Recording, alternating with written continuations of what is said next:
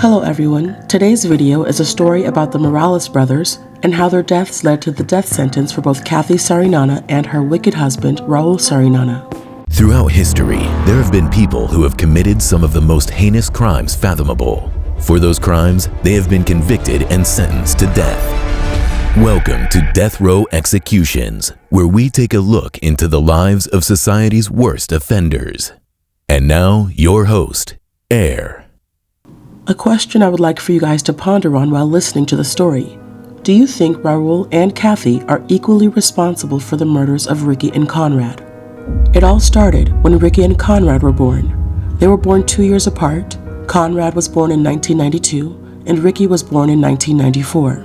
Unfortunately for the brothers, they were born into a family that statistically would make one assume that their upbringing and overall life would be bad and/or they would turn out to be bad. Their father was absent from their lives, and their mother, Rosa Morales, was a drug addict who sold drugs in order to support her habit. Ricky and Conrad knew nothing but drug users and drug dealers. They were also subject to being physically assaulted and neglected. They were no strangers to Child Protective Services being involved in their lives, but doing nothing to protect them, and they also witnessed SWAT teams bust into homes they were staying in with their mother. CPS removed Ricky and Conrad out of Rosa's care multiple times, but despite her bad habits, they always returned to her until she was finally sent to prison on drug charges. It was late 2004, early 2005, and Conrad was sent to live with his mother's brother, or his uncle, Raul Sarinana. Raul was a convicted felon, and he was married to a woman named Cathy Sarinana. The two were living in Randall, Washington when they accepted Conrad into their home. Conrad's younger brother Ricky was sent to live with Rosa's mother, or his grandmother. Ricky was very vocal in not liking his new living situation. He told educators, "My life is not worth living." He was also caught writing "Die, Ricky, die" on his arm with a pen. CPS was called because his behavior was alarming. CPS acted and admitted Ricky into a psychiatric facility for treatment, and social worker Elia Godinez presided over Ricky's case. Eventually, Rosa was released from prison, but she was not stable enough to have any of her sons in her custody yet. Social worker Elia was quoted telling Rosa, "Conrad seems to be doing fine in Washington, so why don't you send Ricky to Washington too?" It wasn't a suggestion though, because Elia followed by saying, "You've got 1 week to send him to Washington, or I'm going back to court and your kids are going back into foster care." Hard to think that a convicted criminal would be a better guardian than grandma, but within a week, Ricky was sent to Washington to live with his brother, his uncle Raul, his aunt Cathy, and their 2 children.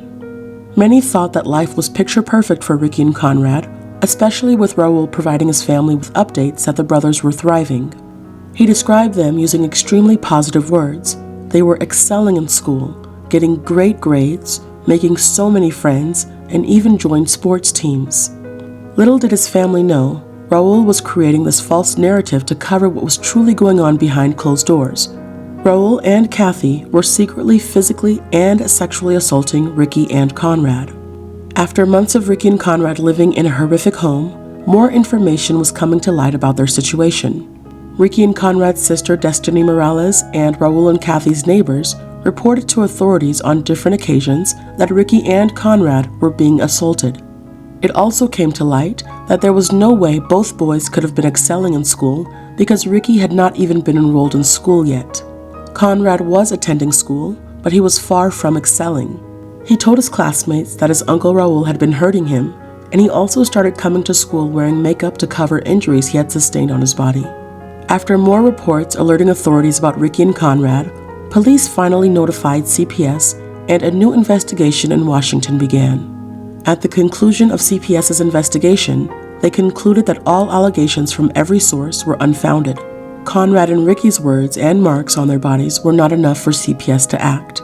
Ricky and Conrad were scared and retracted statements they made to classmates or other people when questioned by CPS. They were instructed by Cathy to tell authorities and CPS that they had gotten into fights. After months of trying to get herself on the right track, Rosa was now prepared to bring Ricky and Conrad back to California to live with her. Unfortunately, Raul said that he was not able to afford airplane tickets and that they needed to stay with him a bit longer. A few months later, in October of 2005, Rosa continued to press Raul about airfare tickets, But this time, Raul and Cathy let Rosa know that Conrad had run away from home, and for a while he had been acting out at home and school. They tried to reassure Rosa that they were doing everything they could to find Conrad, but it would be tough because they knew Conrad had run away with a gay lover who was much older and elusive. Mind you, Raul had been telling Rosa that he did not have enough money for airfare tickets to send Conrad and Ricky back to California, but Raul was now communicating to Rosa and his family that Cathy was so distraught about the disappearance of Conrad that he was going to fly Cathy and his 2 young children he had with Cathy to California to live with Rosa.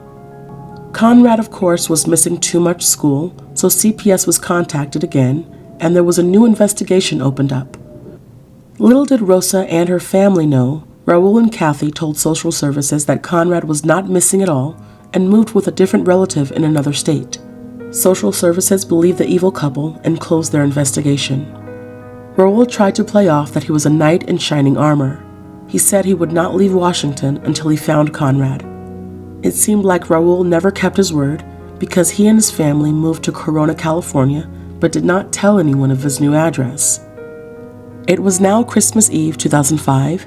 Ricky and Conrad's Aunt Bertha wanted to visit the family in Washington, and she was given an address from Raul. Maybe Raul did not think Bertha would really make the effort to visit, but she did. When she arrived at the address, she found out that it was a fake address, so she was stuck not being able to see Ricky or Conrad. When Christmas finally came around, Ricky called his Aunt Bertha and begged for her to take him. The family then started to make plans to bring Ricky home. Unfortunately, Aunt Bertha would be the last family member outside of Raul and Cathy to speak to Ricky ever again. By Christmas evening, Ricky lay dying in a closet after being physically assaulted. He was too weak to scream out for help and was suffering. It all started when Cathy had made some food, and Ricky said that he did not feel like eating. He was not feeling well because he had just been physically assaulted and was in too much pain to eat. Cathy was extremely offended that Ricky refused to eat food she felt she slaved in the kitchen for, so Raul demanded that Ricky clean one of the bathrooms in the house. Ricky was assaulted multiple times for not cleaning fast enough, and after the 3rd hit, coming from the tip of a hard shoe connecting to Ricky's chest, he started to throw up. Raul was angered even more and assaulted him again before dragging him into the closet. Ricky tried to escape the feces-filled closet, but was assaulted even more and was too weak to attempt trying to leave again. The closet was a frequent punishment location where Ricky would have to stay inside for hours, and because of this, he would pee on himself, and Raul and Cathy made no attempts to clean the closet out. While Ricky was dying, Raul and Cathy had no care in the world and invited friends and some of Cathy's family over for a Christmas dinner. They had fun talking, eating, and enjoyed cheerful laughs with each other. None of the guests knew that they were feasting with killers. Hours later, when all of the guests had left, Cathy went to go check on Ricky, but found him dead. She supposedly got scared and called 911, and he was pronounced dead late in the evening on December 25th, 2005. The very next day, on December 26th, Cathy and Raul were both brought in for questioning by the Corona police. Raul admitted to assaulting Ricky, but never meant to intentionally hurt him. Cathy and Ricky were both arrested. Detectives started to do some digging, and they found out that Ricky had a brother named Conrad who was missing. Investigators went back to search Ricky and Cathy's home to see what they could find. When looking in the carport of their home, they found a trash can that was wrapped with plastic and duct tape, and then encased in concrete. It looked very suspicious, and after they were able to get inside of the trash can, they found a deceased Conrad, who in fact had never been missing. Raul told detectives that Conrad died on August 22nd after he had been disciplined, and he made up the story of him running away with an older gay lover to hide the murder. Sick and twisted couple Cathy and Raul killed Conrad in Washington and traveled with his dead body on a car ride all the way to Southern California. They had been contemplating when to kill Ricky for months because he witnessed the murder of Conrad.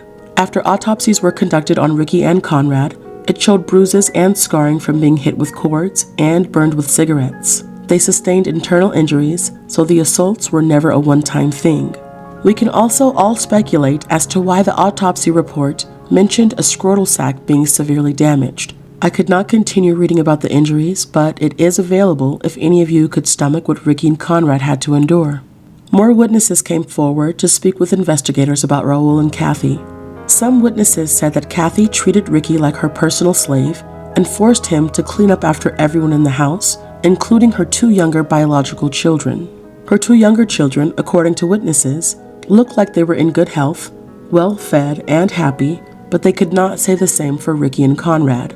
During trial, Cathy tried claiming that she suffered from the battered wife syndrome and had no knowledge at all about Ricky and Conrad being assaulted. Also during trial, Raul admitted that he assaulted Ricky and Conrad, but swore that their deaths were accidental. The jury did not buy their stories, and with all of the evidence stacked against them, they were convicted of first-degree murder, and the jury recommended the death penalty.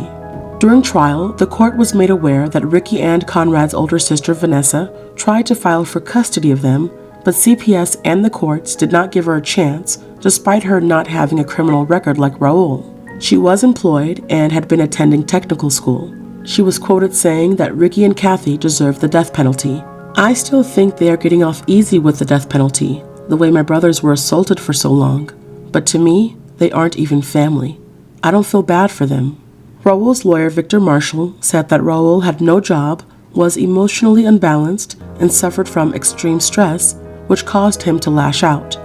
He also claimed that Raul had a childlike mentality. During trial, they also read Conrad's personal journal. This journal expressed his issues with wetting the bed, questioning his sexuality, and how any time Cathy was having a bad day, she would take it out on family members. The journal gave prosecutors the chance to paint Cathy as the mastermind and the puppeteer who ordered Raul around. Ricky and Cathy were both sentenced to death. Cathy was sentenced on June 26, 2009, and Ricky was sentenced on July 2, 2009. To date, they have not been executed, and they are still sitting on California's death row at different prisons. Thank you guys for watching another episode of Death Row Executions. Do you guys think Cathy is just as guilty as Raul?